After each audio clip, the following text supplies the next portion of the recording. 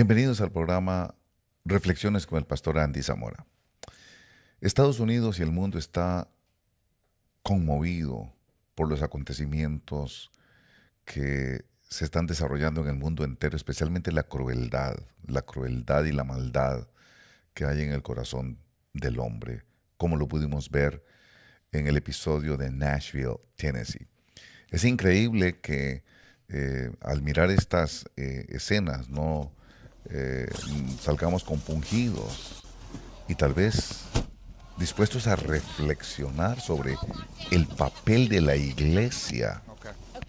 Obsérvelo, observe lo que sucedió aquí.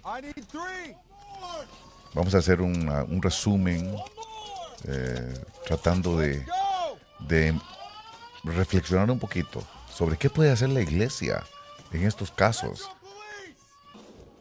Una violencia increíble, un desprecio por la vida humana. ¿Cómo podemos pensar que esta criatura que está ahí es cristiana? Fue una muchacha criada en una familia cristiana, en una familia que conocía del Señor Jesús. Y a veces uno se pregunta, ¿cómo terminó así? Esa es la Covenant Church. Yo conozco la Covenant Church porque cuando yo comencé mi vida en el Señor, esa fue la denominación en la que yo me empecé a desarrollar, la Orange Covenant Church. Y al mirar estas imágenes, se me conmueve el corazón. Se me conmueve el corazón porque yo conozco la ideología, la plataforma teológica de este tipo de denominaciones. La Covenant es un pacto, es la iglesia del pacto. Ahí comencé mis primeros pasos en el Evangelio. Eso hace unos 37 años de eso. Y ahora estaba sacando la cuenta, sí.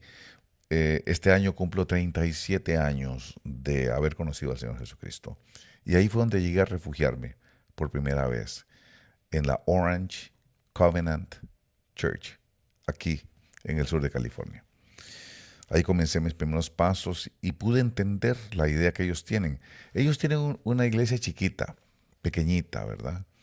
Y a mí me llamaba la atención que cuando yo conocí, por ejemplo, los ministerios Llamada Final, recuerdo que tenían alrededor de unas 3.500 personas en el culto del domingo, los de la Llamada Final. Pero la iglesia que yo pertenecía, que era la Covenant, ellos tenían solo 200 personas. Entonces llegué hablando con el pastor y le dije al pastor, tengo un amigo, el hermano Otto, ¿verdad? Ya le comenté y le digo, mire, tiene una iglesia de 3.500 personas, ¿por qué nosotros solo tenemos 200? Y entonces él me explicó, nosotros no estamos interesados en crecer. Lo que nosotros queremos es que la gente que viene a nuestra iglesia se sienta en familia. Por eso, cuando llegamos nosotros ahí, nosotros fuimos los primeros, puedo decir los primeros porque no me acuerdo, éramos amigos todos. No había otro hispano, no había otra familia hispana. Nosotros éramos los únicos hispanos de la Orange Covenant Church. Y me aceptaron como familia, me recibieron como una familia. Ahí yo quedé enamorado del Evangelio porque pude ver que no había racismo, que no había una política o una actitud de discriminación hacia mí porque yo era hispano, porque no hablaba inglés, porque con ellos aprendí a hablar inglés. Fue ahí en esa iglesia donde yo aprendí a hablar inglés. Porque pues hablaban puro inglés y yo no hablaba nada de inglés y a ellos no les importaba. El tremendo problema que estoy viendo ahora es que han cambiado los conceptos. La nueva iglesia, el concepto mega church. Todo el mundo quiere tener una mega church. Todo el mundo tiene el deseo de ufanarse, de tener 5,000, 10,000, 20,000 personas. Eso es lo que queremos decir. Y eso es lo que quiero abordar con ustedes, la impersonalidad de la iglesia.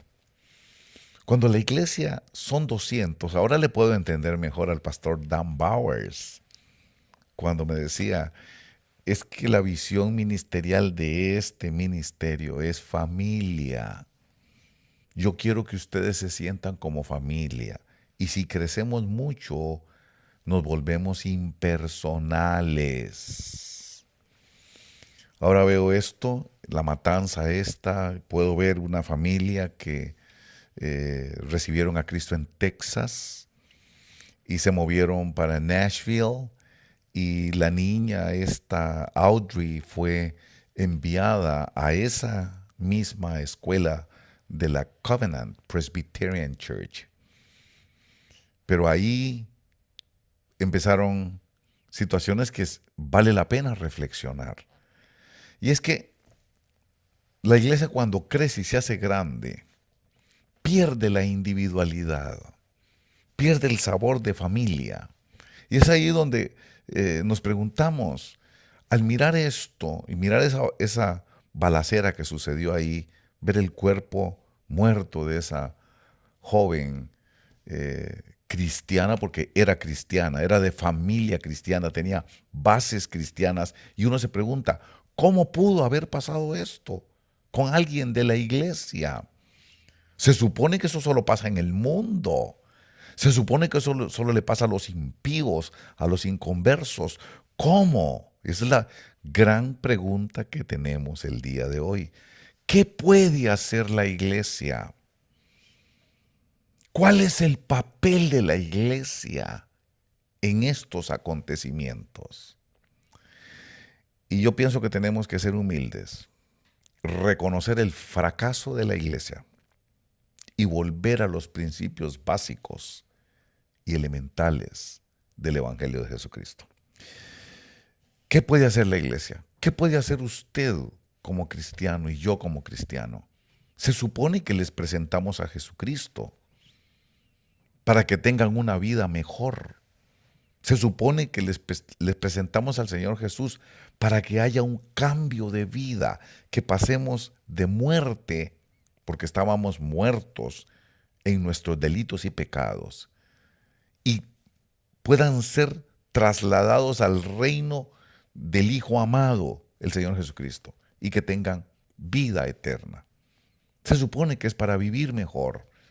Se supone que el cambio es para que seamos no solo mejores personas, sino para que encontremos la paz en Dios, la paz que solamente el Señor Jesucristo nos puede dar. Se supone que es para mejorar y no para empeorar. ¿Qué pasó aquí y qué puedo hacer yo? ¿Qué puede hacer la iglesia? Y estaba observando al hacer esta reflexión. Si usted tiene su Biblia, puede ir conmigo al libro de los Hechos en el capítulo 2. Y hay pasajes que me llaman mucho la atención. Dice aquí, entonces, los que habían recibido su palabra, dice el verso 41, estoy hablando Hechos 2:41, dice, entonces los que habían recibido su palabra fueron bautizados. Y se añadieron aquel día 3,000 personas. Fíjese que el asunto no es el que sean muchos o sean pocos, es el abandono de los principios elementales del Evangelio. Dice aquí, y se dedicaban continuamente a las enseñanzas de los apóstoles, a la comunión, al partimiento del pan y a la oración. Yo quiero llamarle su atención que aquí dice se dedicaban a la comunión. ¿Cómo puede ser posible que la gente no supiera lo que estaba pasando en esa familia, la familia de Haley, de Audrey Haley? ¿Cómo es posible que la gente de la iglesia no se dieran cuenta de lo que estaba sucediendo? La impersonalidad. Aquí dice algo interesante, no son Realmente la razón fundamental no es que sean grandes, es que aquí habían 3,000 personas, pero dice que se reunían para las enseñanzas, para la palabra, mire qué importante, la enseñanza de la palabra. Dice, y la comunión. No había comunión. Aquí la iglesia del principio me enseña que debe haber comunión. Cuando hay comunión nos damos cuenta de lo que está sucediendo, porque hay comunión. Dice que cuando yo comencé el Evangelio hace 37 años, llegué a la iglesia Covenant. Como estaba comenzando, ¿verdad? En un momento tuve una dificultad con Ania y me enojé y le dije que me iba a ir para Costa Rica y no sé qué, un montón de cosas le dije. Por supuesto, después uno se enfría y recapacita y cuando regresé a mi casa, obviamente no me fui, ¿verdad? Cuando regresé a mi casa, veo un montón de carros, veo un montón de Mercedes-Benz, veo un montón de carros caros ahí. Digo, ¿qué pasa en la casa? Los gringos de la Covenant Church. Cuando llegué, veo a Rich Peterson, estaba en la puerta y me vuelve a ver y me llama y me empieza a hablar en inglés. Yo no le entendía bien lo que me decía, pero yo percibía algo, el amor, la familia. Ellos se dieron cuenta que yo estaba en una dificultad, que mi matrimonio estaba en una dificultad. Estaba comenzando en la iglesia. Tenía para unos cuantos meses de convertido al Evangelio. Pero mire qué interesante. Vinieron como que fueran mi familia y no les importó mi raza y no les importó que el acento que yo tenía. Simplemente se hicieron presentes, me jalaron, me abrazó, me hablaron conmigo y ¿sabe qué hicieron? Un montón de gabachos, de gringos, oraron por mí. Me pusieron alrededor y empezaron a orar. Se dieron cuenta de una dificultad que yo tenía. Y fíjese que todo eso me hizo sentirme a mí en familia. Me hizo sentir que a pesar del idioma y que a pesar de la raza, éramos familia. Eso fue lo que me hicieron sentir. Por eso yo me quedé en esa iglesia. Esa fue la razón que yo me quedé en la iglesia. Porque pude sentir que ellos estaban preocupados por lo que me pasaba, por lo que me ocurría. Yo vuelvo a ver ahora a esa pobre criatura balaceada y muerta. Y me pregunto, ¿por qué habrá venido ese rencor? ¿Qué situación de alma habrá estado pasando esa criatura y no tuvo la ayuda adecuada? No tuvo el socorro adecuado. Porque las iglesias cuando crecen se vuelven impersonales. Sobre todo cuando no se practica lo de la comunión, cuando no nos reunimos, porque aquí me gusta la palabra que dice comunión y oración. Se dedicaban a la comunión, al partimiento del pan, a la oración. Tenían un concepto de comunión y de familia espiritual. Y eso se ha ido perdiendo en la iglesia. ¿Cómo es posible que no se han dado cuenta de lo que iba a suceder? Porque no hay comunión. ¿Cómo es posible, dice uno, que no se han dado cuenta que esta pobre criatura estaba tan emproblemada, que estaba siendo tratada por emotional disorder, por desorden emocional? ¿Y cuál era el desorden emocional? Que ella era trans, nació mujer y se sentía hombre. Hubo un desequilibrio. ¿Qué fue lo que pasó? ¿Qué es lo que originó eso? Y qué tremendo que estemos en una iglesia y que somos tan impersonales que no me doy cuenta qué le está pasando al hermano, qué le está pasando a la otra familia, en qué le puedo ayudar. Y eso no es lo que nos enseña la iglesia del principio. Volvamos a la iglesia del principio. Volvamos a los valores del principio. Tenemos que volver a los principios elementales de la iglesia, a la comunión, al partimiento del pan, a la oración, al amor de Cristo Jesús. A mí me tiene que importar lo que le pasa al hermano. A mí me tiene que importar el problema y la desgracia del hermano. Yo tengo que decirle a mi hermano, cuente conmigo cuando tiene dificultades. Pero el día de hoy no. Las iglesias son tan grandototas que no nos conocemos. No sabemos quiénes somos. Qué tremendo, ¿verdad? Que a mí me pasó hace algunos años. Yo se lo he contado a usted. Quería leer la palabra del Señor y me fui a la montaña. Quería tener un tiempo de comunión con el Señor. Me fui a la montaña. Agarré el carro y me fui. Hay un lugar por aquí que se llama Riverside. Me salí ahí en un Denny's a tomarme un café para ir a entrar a la montaña. ¿Verdad? Cuando llego al Denny's, pido un café, porque yo soy muy amigo de Juan Valdés, fíjese. Y resulta de que me atiende una persona y me dice, hola, pastor, y en español. Hola, pastor, ¿cómo está? Y yo todo, pastor, ¿será que me ha visto por la televisión? Y me dice, pastor, tengo 3 años de congregarme en su iglesia. ¡Wow! Y no éramos muchos en ese tiempo, éramos 1000 algo. No éramos tantos.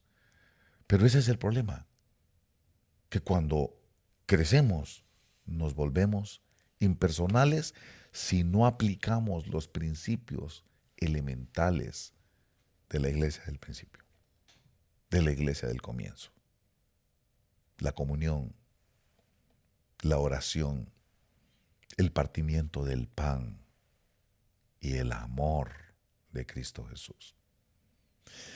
Dice el verso 44, todos los que habían creído estaban juntos y tenían todas las cosas en común.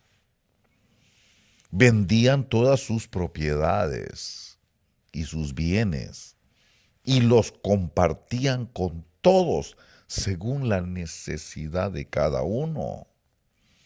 Día tras día continuaban unánimes en el templo y partiendo el pan en los hogares, comían juntos, con alegría y sencillez de corazón.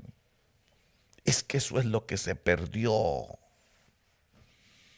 Eso es lo que se ha perdido. Eso es lo que la mega church contemporánea, la mega church de hoy, perdió el amor, la comunión, perdió ese contacto familiar, perdió ese interés de familia. Por eso nadie sabe lo que le está pasando al otro. Nos volvemos individualistas, nos volvemos egocentristas. No me interesa lo que le está pasando al otro para que el otro no se meta en mis asuntos personales. Y se pierde la comunión. Esta iglesia era una iglesia poderosa porque tenía comunión. Era una iglesia que tenía unidad. Eso es tremendo porque está diciendo día tras día. Esto no era una cosa del domingo. Esto no es un asunto del domingo. Yo recuerdo cuando comencé hace 37 años. Y yo no sé qué pasó. Yo creo que era Dios trabajando. Yo recuerdo que llegué a esa iglesia porque le trabajaba yo a una de las personas que era líder en la iglesia. Yo le limpiaba la casa. Usted sabe que le he contado que yo limpiaba casas cuando vine. Limpié casas. Comencé limpiando casas. Y me preguntó dónde se congrega y le dije que no tenía iglesia. Y me dice, bueno, yo tengo una iglesita, es pequeña, no es muy grande, se llama la Orange Covenant Church. ¿Por qué no viene con nosotros mientras encuentras una iglesia en español? Pero la forma como me recibieron a nosotros, viniendo extranjeros, ¿verdad? Parecíamos una mosca en una taza de leche. Ellos puros rullos porque son de la Covenant. Así como eso se está viendo ahí en Nashville, Tennessee. Pero fue el amor con que me trataron, la aceptación. Todos los domingos Terminaba el culto y yo quería irme para mi casa, pero me llamaba siempre alguien. Venga a lonchar con nosotros. Siempre, cada domingo había una familia que me invitaba. Y yo no te empecé a ver el sistema de ellos. Era que se trataban como que fueran una familia. Después llegó una familia de negritos. Después llegaron unos japoneses. eh, los hermanos Kaneshugi, me parece que llegaron. Pero los primeros extranjeros que llegamos fueron nosotros. Y yo puedo decir, yo no me puedo quejar de racismo. Lo que yo estoy viendo hoy de racismo en la misma iglesia, para mí es algo novedoso porque esa no fue la experiencia que yo tuve cuando llegué a la Covenant Church. Y eso se ha ido perdiendo. Ahora tenemos iglesias inmensas y nadie se conoce. Iglesias grandísimas y se perdió el contacto personal. Iglesias enormes y no nos vemos como familia en Cristo. Pero mire qué tremendo, aquí dice, día tras día, esto no era un asunto del domingo. Es más, una de las razones que existe la obra de Orange es por eso, porque comenzaron así. Y me llamaban y me decían, hermano Andy, porque les costaba mucho decir Arenil, les costaba mucho. Y entonces mejor agarraron mi primer nombre y no decían Andrés, sino que decían Andy. Ahí me pusieron Andy. Bueno, Andy, ahí hay un montón de mexicanos en la esquina esperando trabajo. Nosotros queremos ayudarle y no hablamos español. El único que habla español en la iglesia es usted. Tenemos un superávit de tanto dinero y ese superávit lo queremos usar haciendo programas para ayudarle a esos mexicanos que están allí y no tienen a Cristo y no saben hablar inglés. Qué tremendo. Vean la ideología que tenían ellos. Vean usted el concepto que ellos tenían. Querían ayudar a los mexicanos. ¿Ah? Y yo digo, pero yo no sé. Entonces me dice, usted desarrolló un trabajo en Costa Rica como un líder indígena. ¿Por qué no arma algo para ellos? ¿Usted habla español? ¿Por qué no arma una ayuda social inglés? Y le digo, pero yo no hablo inglés. No, pero ellos no saben que usted no habla inglés. Usted empiece a ayudarles y nosotros le ayudamos a usted. Hermano, y así comenzó Obra de Orange. Repartiendo comida, dando clases de inglés. Yo era el que hacía la presentación y el maestro, el otro, era un gringo de ellos que empezaba a darles, a decirles cómo se pronunciaban las palabras. Y así comenzó la obra. Un día me llega el pastor y me dice, ¿por qué no les habla de Dios? Le digo, es que yo no conozco, yo apenas estoy comenzando. Y me dice, ¿por qué usted no oye el sermón del domingo en la mañana y se los enseña a ellos en la tarde hasta que usted se vaya desarrollando? Bueno, así comenzó Obra de Orange, con esa mentalidad. Y recuerdo que sí, los americanos nos dieron dinero para montar compañías, empresas de jardinería, cierto tipo de empresas en donde los hispanos se podían desarrollar, ya no como lo hacían ahí, les decían chicaneros porque se iban a la calle, esperaban que alguien los recogiera y los llevaba a hacer cualquier trabajo. No, qué bonito hacer como una cooperativa, es la idea que yo traía, ¿verdad? Una cooperativa y que ellos pudieran ser sus propios patrones en jardinerías y en como constructores, etcétera. Esa era la idea que ellos tenían. Y ahora yo entendí por qué no querían crecer, querían mantenerse como familia, querían mantener ese lazo, ese nexo, como que fueran una familia. El concepto familia también podemos verlo en el libro de Mateo, en el capítulo 12 de Mateo. Estaba viendo aquí el verso 47. Dice aquí, y alguien le dijo, he aquí tu madre y tus hermanos están afuera, deseando hablar contigo. Pero respondiendo él, al que se lo decía, dijo, ¿quién es mi madre? ¿Y quiénes son mis hermanos? Y extendiendo su mano hacia sus discípulos, dijo, he aquí mi madre y mis hermanos, porque cualquiera que hace la voluntad de mi Padre que está en los cielos, Ese es mi hermano y mi hermana y mi madre. Un nuevo concepto de familia. Él está diciendo que la verdadera familia no es la sanguínea.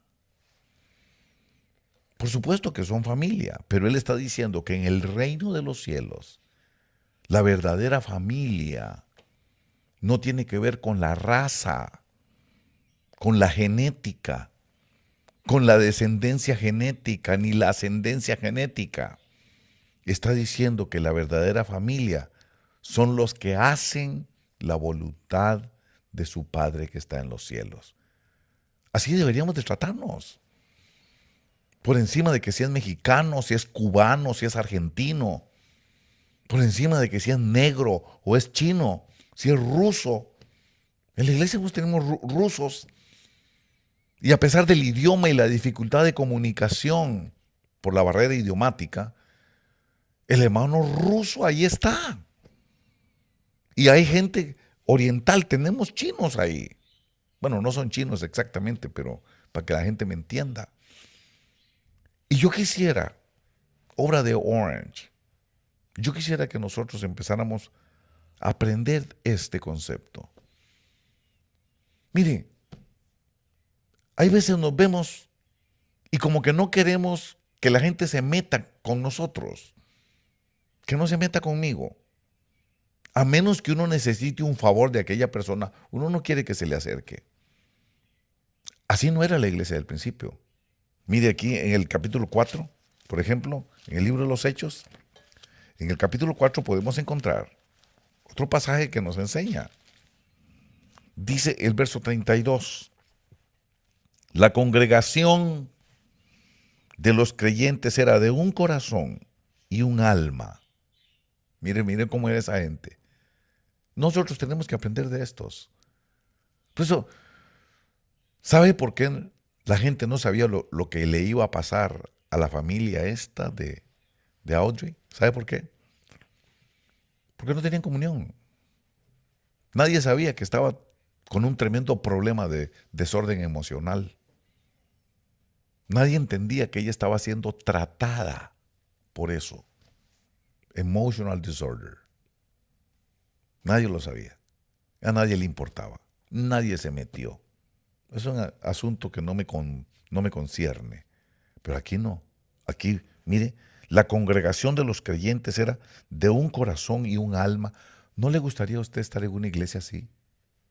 Que todos somos de un corazón, todos somos de un alma, que el problema que tiene uno es el problema de todos, que lo que le pasa a uno nos pasa a todos, lo bueno que le pasa a uno nos pasa a todos y lo malo que le pasa a uno nos pasa a todos. Así comenzó la iglesia. Y ninguno decía ser suyo lo que poseía. Hoy no, y lo que hay es un terrible egoísmo. Y no me pidas prestados. Y si se me acerca es porque algo me va a pedir. Qué tremendo. Dice, sino que todas las cosas eran de propiedad común. Eso era el cielo, ¿verdad? Todo era de propiedad común y con gran poder. Con razón había poder. Por supuesto que había poder.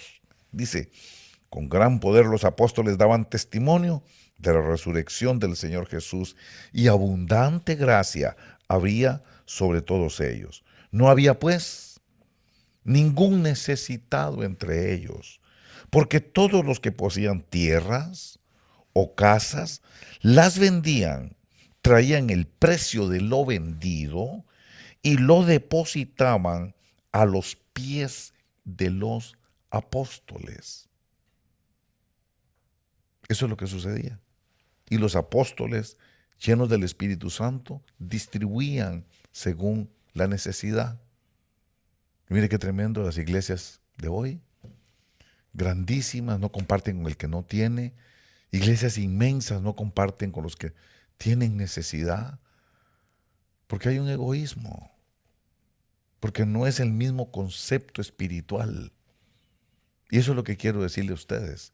A mí me parece que es importante que entendamos un poquito algo que yo le llamo la paternidad evangélica. No, vamos a decirle la paternidad del evangelio. o del evangelismo, mejor. Tal vez el concepto es evangelismo. ¿Por qué le digo paternidad?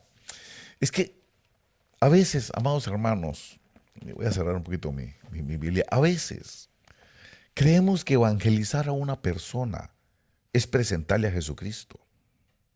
No nos damos cuenta que una persona recién convertida es una nueva criatura.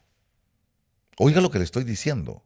A veces nos olvidamos que una persona recién convertida es una nueva criatura, lo dice la palabra del Señor. Nueva criatura es. Y como nueva criatura, alguien tiene que cuidarla, alguien tiene que protegerla, alguien tiene que darle seguridad, alguien tiene que alimentarla. El error del evangelismo de hoy es llenar la iglesia. El error del evangelismo de hoy se llama paternidad irresponsable. Es una nueva criatura. Es como una criatura cuando nace. Por eso le dice nueva criatura. Se supone que cuando esa criatura es engendrada en el vientre de una madre y nace, se supone que necesita cuidado, alimento, seguridad. Y el error consiste en que una vez que la persona le presentamos al Señor Jesucristo a alguien, ¿verdad? Y ya recibe a Jesús, lo llevamos a la iglesia y nos desentendemos de la persona. Allá que se la juegue. Como cualquier padre irresponsable. Por eso le digo paternidad irresponsable. Como cualquier papá irresponsable. Engendra el hijo y cuando nace lo deja abandonado. Y se olvida. Y juéguesela como pueda. Y nos olvidamos de la persona porque ya recibió a Cristo y venimos alegres diciendo, tantas personas les presenté al Señor Jesús. Ese no es el evangelio. Véalo bien que ahí dice. Bien, lo dice el capítulo 28 del libro de Mateo. Mateo capítulo 28. Id y haced discípulos de todas las naciones, bautizándolos en el nombre del Padre y del Hijo y del Espíritu Santo, enseñándoles a guardar todo lo que os he mandado. Alguien tiene que darles doctrina, alguien tiene que darles enseñanza, alguien tiene que enseñarle la palabra del Señor, alguien se necesita que haya una persona o una familia responsable de aquel. Porque es lo que hacemos ahora, como ya recibió a Cristo, ahora ahí se lo dejo. Y nadie lo cuida, nadie le habla de Dios. Nadie sabe qué problemas tiene. Nadie sabe con qué desafíos se está enfrentando. A nadie, porque ya recibió a Cristo, ya es miembro de... Sí, paternidad irresponsable. Porque una paternidad responsable es darle de alimentación, cuidarlo, guiarlo, ver cuál necesidad tiene, hasta que logre su propio desarrollo. Esa es la gran diferencia que está sucediendo. Por eso vemos gente que recibe a Cristo y terminan así, como terminó esta pobre criatura. Y uno dice, ¿cómo si son evangélicos? ¿Cómo si ya tienen al Señor? Sí, pero fue una paternidad irresponsable. Posiblemente nadie se dio cuenta de lo que estaba ocurriendo. Ahí sabían que la muchacha era trans, ahí sabían que andaba mal de su cabecita, sus resortitos de la cabeza no andaban bien, pero nadie se quiere meter por la privacidad, porque son muy garbachos, porque son muy gringos, y entonces son muy individualistas, y nadie quiere que se metan con uno, ni por eso no me meto con nadie. Pero la iglesia al principio no era así. Volvamos a la base. Volvamos a los principios elementales de la iglesia. Familia. Tengo una hermana, un caso muy interesante. Una hermana que está pasando un momento muy difícil, emocionalmente, ¿verdad? Y esa hermana llama a todo el mundo.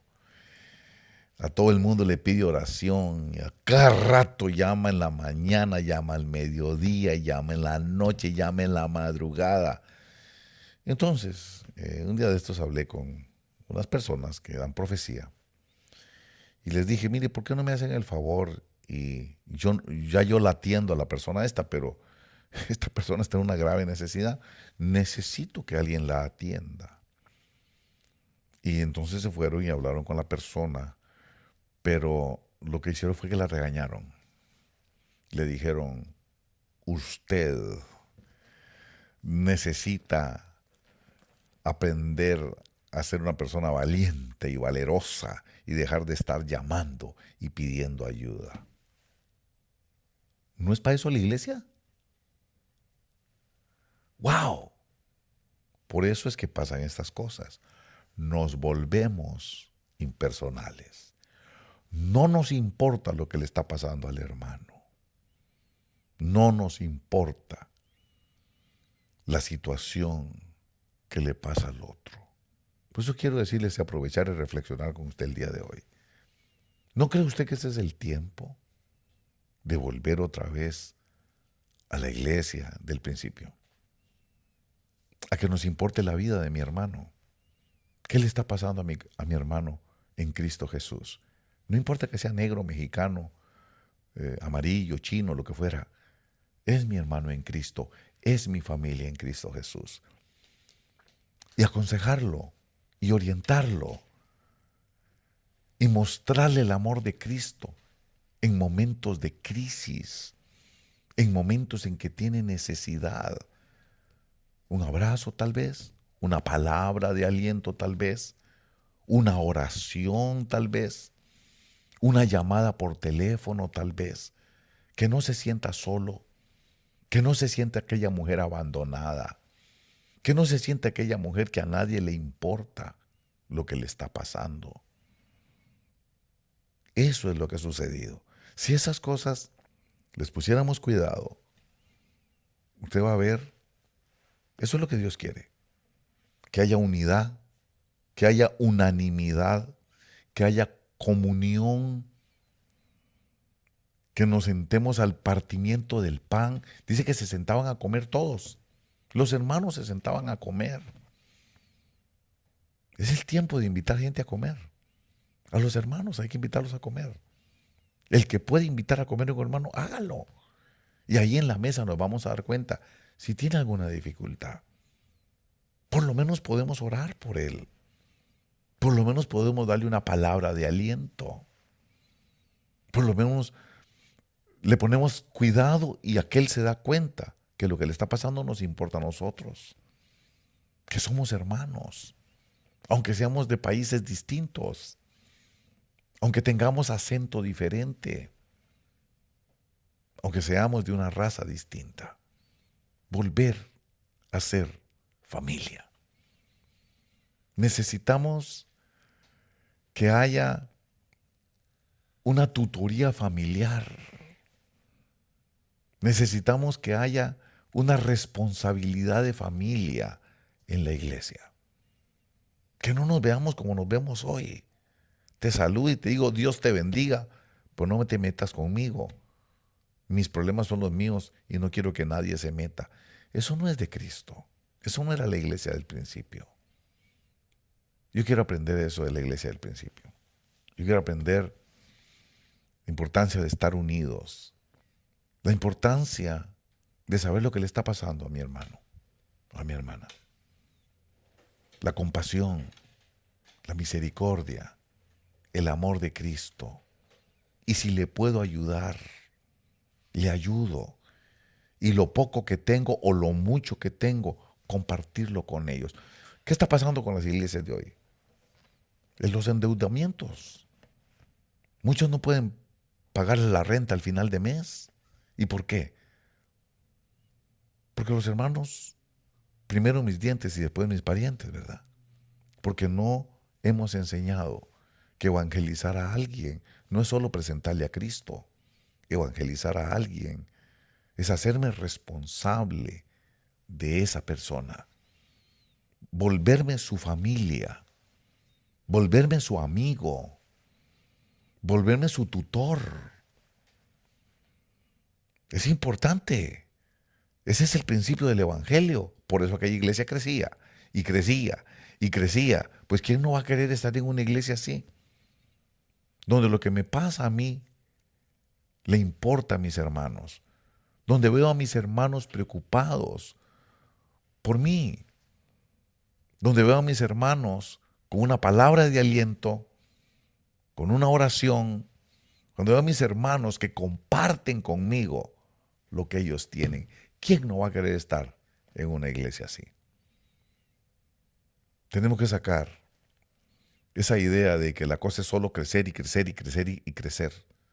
Y no nos importa el alma de cada quien. No nos importa que seamos 10,000, aunque no nos conozcamos, aunque seamos completamente extraños uno al otro. Ese es el error que cometimos el día de hoy en la iglesia. Y por eso es que se dan este tipo de cosas que uno dice, ¿cómo es que no se dieron cuenta en la iglesia? Perdón, no quiero sonar como criticón, pero ¿cómo no se dio cuenta el pastor? Que eso iba potencialmente, eso era lo que iba a pasar. Porque no nos conocemos. Porque no hubo interés en ver qué estaba sucediendo allí. Porque no hubo un sponsorship, no hubo una responsabilidad, una comunión en donde yo me hubiera podido dar cuenta de la dificultad de aquella familia y hubiera podido ayudar, hubiera podido colaborar. Hermanos de la obra de Orange, estamos a veces tan preocupados por crecer y a veces los árboles no nos dejan ver el bosque. Dice que la cosa no es solo crecer, la cosa es que podamos llegar a ser una familia en Cristo Jesús. Yo quisiera que la gente que viene a la iglesia no pensaran en que van a venir a una iglesia, pensaran en que vienen a una reunión familiar, donde nos vamos a regocijar, donde no hay chismes, donde no hay murmuración, donde puedo llegar sabiendo que no me van a hablar mal de nadie y a nadie le van a hablar mal de mí, donde la gente no está interesada en ver mis defectos y mis debilidades, sino que la gente quiere aceptarme como yo soy, donde soy hermano de ellos, aunque tengo la piel diferente, aunque tengo la piel distinta, donde me van a hablar del amor de Cristo, donde voy a aprender el amor de Cristo a través del abrazo del hermano, a través de la invitación del hermano, el que puede invitando al que no puede, el que puede ayudándole al que no puede, en donde todos nos sentimos familia, en donde todos sabemos que somos hijos de un Dios, que todos somos hermanos de Cristo Jesús y que todos nos amamos con el amor de Dios, el uno al otro. Si este programa le ha sido de edificación, si usted está de acuerdo con esto, háganos un like. A usted no le cuesta nada. Y a nosotros nos ayuda un montón. Nos ayuda porque nos recomienda. Si usted hace un like, YouTube empieza a recomendarnos. Y esto que usted está oyendo lo van a oír muchas personas. Si nos está viendo por el Facebook, hágase nuestro seguidor. Síganos, siga las enseñanzas, siga la doctrina. Si esto que yo le estoy diciendo es lo que usted cree que es el Evangelio, háganos un like, hágase nuestro seguidor, síganos en Instagram, síganos en Twitter, síganos también en TikTok. Y usted puede bajar también el app de la obra de Orange para tenerlo en su teléfono o tenerlo en su televisor. Esperamos edificar. Lo invitamos también a la obra de Orange. Haga planes. Hoy es viernes, mañana sábado, pasado mañana es domingo. Usted puede ir a la obra de Orange a la 1:30 de la tarde. Ahí está la información. 1:30 de la tarde en el 2232 South Harbor Boulevard en la ciudad de Anaheim, aquí en el sur de California. Estamos casi pegaditos ahí a Disneylandia. Si usted lo pone en su navegador, el navegador lo va a llevar por Disneylandia, porque estamos bien cerquita de Disneylandia. No hay pérdida. 2232 South Harbor Boulevard en la ciudad de Anaheim. Si usted quiere más información, ahí está el número de teléfono, véalo bien. Es el área 714-289-3664. Ojalá que usted diga, voy a ir a ver a mi familia en Cristo, me voy a reunir con mis hermanos, me voy a ir a gozar con mis hermanos. Por eso, hermano, una de las cosas que hay que erradicar de la iglesia es el chisme, la murmuración. No hay que alcahuetear las murmuraciones. No hay que alcahuetear el chisme, ni siquiera por teléfono, porque todo eso divide la iglesia. Todo eso nos hace daño, todo eso nos separa, todo eso corta la comunión, los chismes y las murmuraciones, esas palabras que no edifican. ¿Qué es lo que logran? Que nos enemistemos, que nos sintamos resentidos. Por eso no permita que le hablen chismes. No permita que le anden hablando murmuración menos de sus autoridades, porque el propósito del chisme y de la murmuración es hacer que nos odiemos, es hacer que nos sintamos resentidos, es procurar la división entre los hermanos.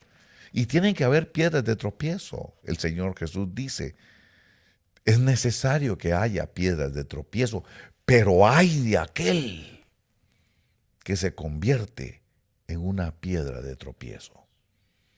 Mejor le sería que se amarrara al cuello una piedra de molino y se tirara en el foso de las Marianas, en lo más profundo del mar.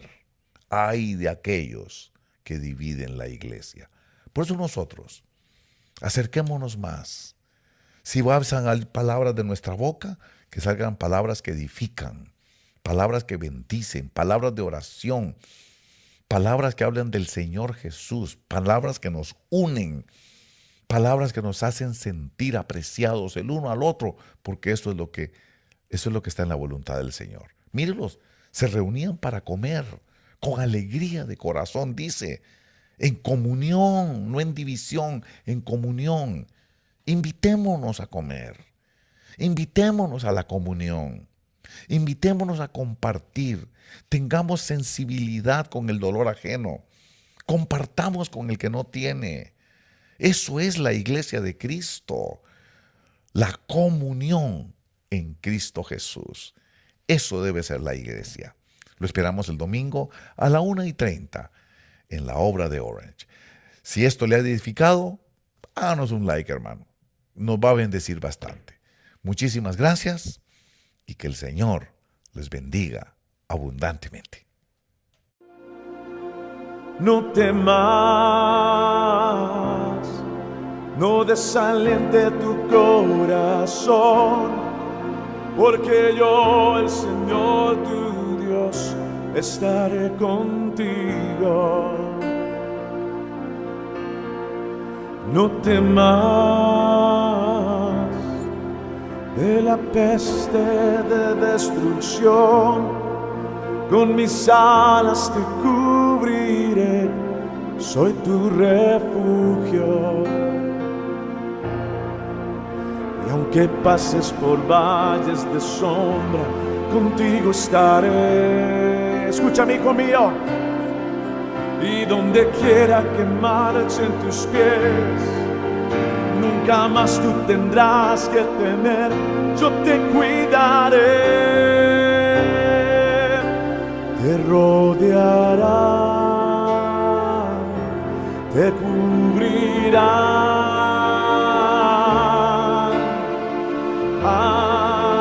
Ángeles en este lugar te cuidarán,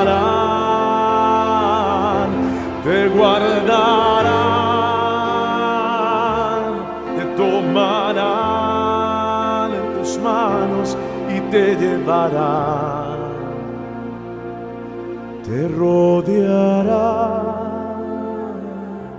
te cubrirán tus alas. Ángeles en este lugar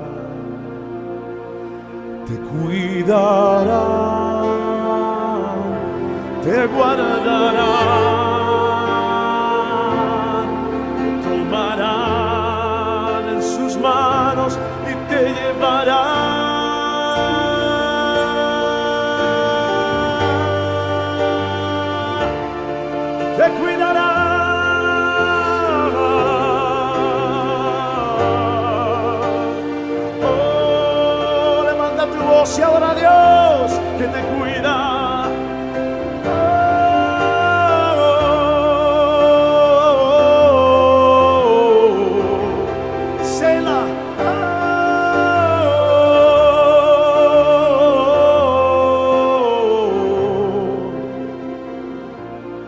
ángeles en este lugar. Aquí en tu casa hay ángeles en este momento. Ángeles que te rodean. Por eso levanta un altar al Señor, tu Dios, tu salvación. Adórale, adórale, adórale, iglesia, adórale.